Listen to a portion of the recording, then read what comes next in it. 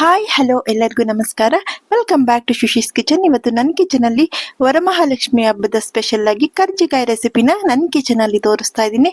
ಈ ರೆಸಿಪಿನ ಈಸಿಯಾಗಿ ಯಾವ ಥರ ಮಾಡ್ಕೊಳ್ಳೋದು ಅಂತ ಬನ್ನಿ ನನ್ನ ಕಿಚನಲ್ಲಿ ಇವಾಗ ನಾನು ತೋರಿಸ್ತೀನಿ. ನೋಡಿ, ಫಸ್ಟ್ ಇದಕ್ಕೆ ಕೊಬ್ಬರಿ ಪುಡಿನ ರೆಡಿ ಮಾಡ್ಕೋಬೇಕು. ಫಸ್ಟ್ ನೋಡಿ, ನಾನು ಕೊಬ್ಬರಿನೆಲ್ಲ ತುರಿದು ಇಟ್ಕೊಂಡಿದ್ದೀನಿ. ಒಣ ಕೊಬ್ಬರಿ ಇದನ್ನ ನೀಟಾಗಿ ತುರಿದು ಬಿಟ್ಟು ಇಟ್ಕೊಂಡಿದ್ದೀನಿ. ಮಿಕ್ಸಿನಲ್ಲಿ ಹೊಡೆದ್ರೆ ನಿಮಗೆ ಅಲ್ಲಲ್ಲಿ ಪೀಸ್ ಪೀಸ್ ಥರ ಇರುತ್ತೆ. ಈ ಥರ ತುರ್ಕೋಬೇಕು. ಗ್ರೇಟರ್ ಇರುತ್ತಲ್ಲ ಅದ್ರಲ್ಲಿ ತುರ್ಕೋಬೇಕು. ಇದನ್ನ ಇವಾಗ ನಾವು ಮೆಜರ್ ಮಾಡ್ಕೊಳ್ಳೋಣ. ಸಕ್ಕರೆ ಸೇರಿಸ್ಬೇಕಲ್ವಾ ಇದಕ್ಕೆ. ನಮ್ಮ ತಾಯಿಯವರು ಈ ಥರನೇ ಮಾಡ್ತಾ ಇದ್ದು. ತುಂಬ ಜನ ಕಡಲೆ ಪುಡಿ ಸೇರಿಸ್ತಾರೆ, ಬೆಲ್ಲ ಸೇರಿಸ್ತಾರೆ. ನಮ್ಮ ಮನೆಯಲ್ಲಿ ನಾವು ಇದೇ ಥರನೇ ಮಾಡೋದು. ನೋಡಿ, ಸಕ್ಕರೆ ತಗೊಬೇಕು. ಅದಕ್ಕೋಸ್ಕರ ನಾನು ಮೆಜರ್ ಮಾಡ್ತಾ ಇದ್ದೀನಿ. 1 ಬೌಲು ತಗೊಂಡಿದ್ದೀನಿ. ಮತ್ತೆ ನೆಕ್ಸ್ಟ್ ಎಷ್ಟಾಗುತ್ತೆ ಅಂತ ನಾವು ಮೆಜರ್ ಮಾಡ್ಕೊಳ್ಳೋಣ. ಇವಾಗ 2 ಕಾಲಷ್ಟು ಬರುತ್ತೆ ನೋಡಿ. ಕೊಬ್ಬರಿ ತುರಿದಿರೋದು, ಒಣ ಕೊಬ್ಬರಿ, ಇದು ಡ್ರೈ ಕೋಕೋನಟ್. ಇವಾಗ ಇದಕ್ಕೆ ಸಮ ಪ್ರಮಾಣದಲ್ಲಿ ನಾವು ಶುಗರ್ನ ಸೇರಿಸ್ಕೋಬೇಕು. ನಾವು ಸ್ವಲ್ಪ ಶುಗರ್ನ ಕಮ್ಮಿಯಾಗಿ ಸೇರಿಸ್ಕೊಳ್ಳೋಣ. ನಾನು 2 ಕಪ್ಪಷ್ಟು ಅದಕ್ಕಿಂತ ಸ್ವಲ್ಪ ಕಮ್ಮಿನೇ ಸೇರಿಸ್ಕೊತಾ ಇದ್ದೀನಿ. ಸಕ್ಕರೆ ಇಷ್ಟಪಡೋರು ಇನ್ನು ಸ್ವಲ್ಪ ಅದ್ರ ಈಕ್ವಲ್ ಅಷ್ಟು ಸೇರಿಸ್ಕೋಬಹುದು. 2 ಕಪ್ಪೆ ಸೇರಿಸ್ಕೋಬಹುದು. ನಾನು 1 ಬೌಲ್ ಸೇರಿಸ್ತಾ ಇದ್ದೀನಿ.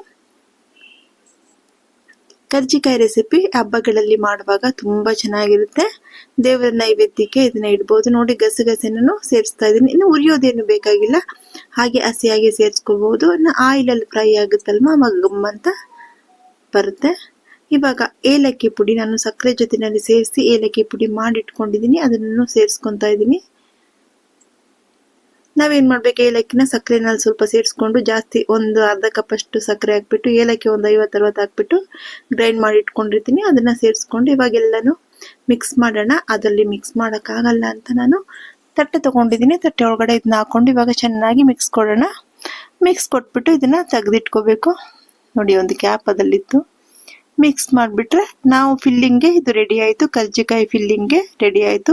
ಇದಕ್ಕೆ ತುಂಬ ಜನ ಬೆಲ್ಲದ ಪಾಕ ತೆಗೆದು ಒಳಗಡೆ ಇಡ್ತಾರೆ. ಅದು ಮೆತ್ತಗಾಗ್ಬಿಡುತ್ತೆ. ಇದು ಕ್ರಿಸ್ಪಿ ಆಗಿರುತ್ತೆ ನಮಗೆ ಕರ್ಜಿಕಾಯಿ. ನೋಡಿ, ಈ ಥರ ಮಿಕ್ಸ್ ಮಾಡಿಬಿಟ್ಟು ನಾನು ಇದನ್ನು ಅದೇ ಬೌಲಲ್ಲಿ ಹಾಕಿ ಎತ್ತಿಟ್ಬಿಡ್ತೀನಿ. ಆಮೇಲೆ ಮೈದಾ ಮಿಕ್ಸ್ ಮಾಡ್ಕೋಬೇಕು. ನೋಡಿ, ನೀಟಾಗಿ ಮಿಕ್ಸ್ ಮಾಡ್ಕೊಳ್ಳಿ. ಸ್ವಲ್ಪ ನಾವು ಟೇಸ್ಟ್ ಮಾಡಿದ್ರೆ ಗೊತ್ತಾಗುತ್ತೆ ನಮಗೆ ಸಿಹಿ ಇದೆಯಾ ಇಲ್ಲ ಅಂತ.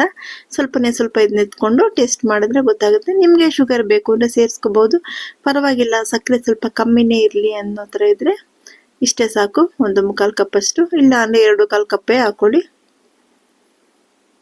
ನೋಡಿ, ಇದನ್ನ ಅದೇ ಬೌಲ್ಗೆ ಇವಾಗ ನಾನು ಹಾಕಿ ಇಟ್ಬಿಡ್ತೀನಿ. ನಂತರ ನಾವು ಮೈದಾ ಮೇಲೆ ಇದಕ್ಕೆ ಪುರಿ ಥರ ಲಟ್ಟಿಸ್ಕೊಳ್ಳೋಕ್ಕೆ ಮೈದಾ ಮಿಕ್ಸ್ ಮಾಡ್ಕೋಬೇಕು. ನೋಡಿ, ಇದು ರೆಡಿ ಆಯಿತು. ಇದನ್ನ ನಾವು ರೆಡಿ ಮಾಡ್ಕೊಂಡು ಫ್ರಿಜ್ಜಲ್ಲಿ ಇಟ್ಕೊಂಡ್ಬಿಟ್ರೆ ಯಾವಾಗ ಬೇಕಾದರೂ ಮೈದಾ ಕಲಿಸ್ಕೊಂಡು ನಾವು ಕರ್ಜಿಕಾಯಿ ಮಾಡ್ಕೋಬಹುದು. ಅಂದರೆ ಒಳಗಡೆ ನೀರು ಸೇರಬಾರ್ದು. ಟೈಟ್ ಆಗಿರೋ ಇದರಲ್ಲಿ ಬಾಕ್ಸಲ್ಲಿ ಹಾಕಿಡಬೇಕು. ಇವಾಗ ನೋಡಿ, ನಾನು ಎತ್ತಿದನ್ನ ಪಕ್ಕದಲ್ಲಿ ಇಟ್ಬಿಡ್ತೀನಿ.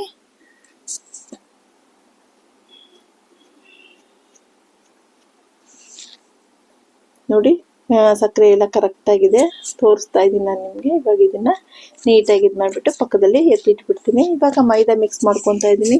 9:16 ರೇಷಿಯೋನಲ್ಲಿ ಶೂಟ್ ಮಾಡಿಬಿಟ್ಟಿದ್ದೀನಿ. ನೋಡಿ, ಇದಕ್ಕೆ 1 ಪಿಂಚ್ ಸಾಲ್ಟ್ ಹಾಕ್ಬಿಟ್ಟು ಒಂದು ಅರ್ಧ ಕೆಜಿಗಿನ ಸ್ವಲ್ಪ ಕಮ್ಮಿ ಇದೆ.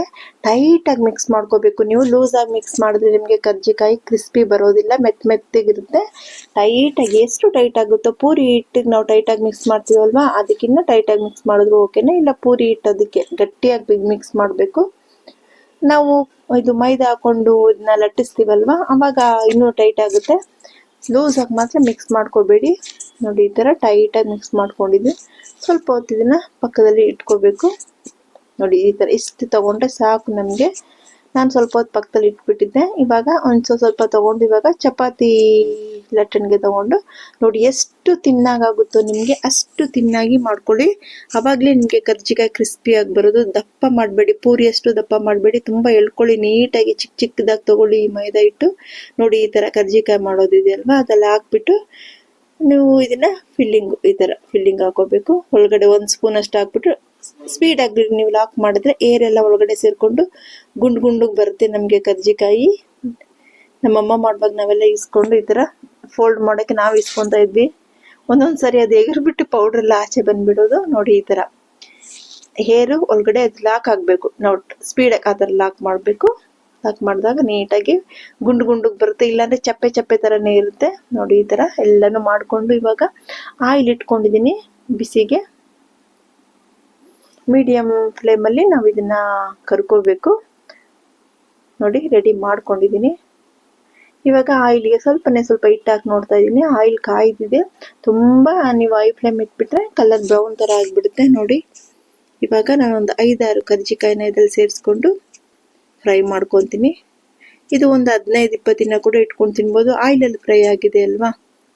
ಈ ಹಬ್ಬದ ಟೈಮಲ್ಲಿ ಮನೆಗೆ ಬಂದವ್ರು ಕೊಡೋಕ್ಕೆ ಮತ್ತು ನೆಂಟರಿಸ್ಟ್ರು ಕೊಡೋಕ್ಕೆ ನಾವು ಮತ್ತೆ ದೇವ್ರ ಹತ್ರ ಫಸ್ಟ್ ನೈವೇದ್ಯಕ್ಕೆ ಇಟ್ಬಿಟ್ಟು ಮನೆಯವರೆಲ್ಲ ಆ ನೈವೇದ್ಯನ ಸ್ವೀಕರಿಸ್ಬೇಕು. ದೇವ್ರ ಹತ್ರ ಇಡೋದಕ್ಕೆ ನಾನು ಕರ್ಜಿಕಾಯಿ ಮತ್ತು ರವೆ ಉಂಡೆ ಚಕ್ಲಿ ಮಾಡೋಣ ಅಂದ್ಕೊಂಡಿದ್ದೀನಿ. ಫಸ್ಟ್ ಸ್ವೀಟಾಗಿ ಕರ್ಜಿಕಾಯಿ ಮಾಡ್ತಾ ಇದ್ದೀನಿ ಇವತ್ತು. ಈ ವಿಡಿಯೋನ ನೀವು ನೋಡಿ ಲೈಕ್ ಮಾಡಿ, ಶೇರ್ ಮಾಡಿ, ಕಮೆಂಟ್ ಮಾಡಿ ಆಯಿತಾ. ನಿಮ್ಮ ಮನೆಯಲ್ಲೂ ಮಾಡ್ಕೊಳ್ಳಿಪ್ಪ. ಅಂದರೆ ಮೈದಾ ಹಿಟ್ಟು ಮಾತ್ರ ಟೈಟಾಗಿ ಕಲಿಸ್ಕೋಬೇಕು ನೀವು, ಲೂಸಾಗೆ ಕಲಿಸ್ಬಾರ್ದು. ಆವಾಗ ನಿಮಗೆ ಕ್ರಿಸ್ಪಿಯಾಗಿ ಬರೋದು ನೋಡಿ. ನಿಮಗೆ ಯಾವ ಕಲರ್, ಡಾರ್ಕ್ ಕಲರ್ ಬೇಕು ಅಂದರೆ ಡಾರ್ಕು ಮಾಡ್ಕೋಬೋದು, ಇಲ್ಲ ಲೈಟ್ ಕಲರ್ ಬೇಕು ಅಂದರೆ ಲೈಟು ಮಾಡ್ಕೋಬೋದು.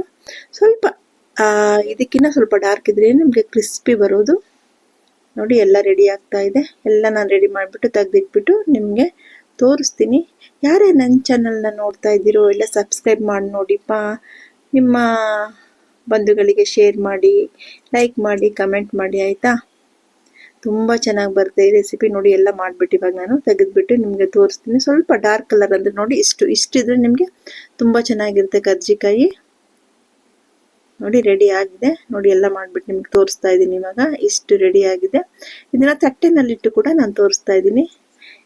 ಈ ವಿಡಿಯೋ ನೋಡಿ ಲೈಕ್ ಮಾಡಿ, ಶೇರ್ ಮಾಡಿ ಆಯಿತಾ. Thank you.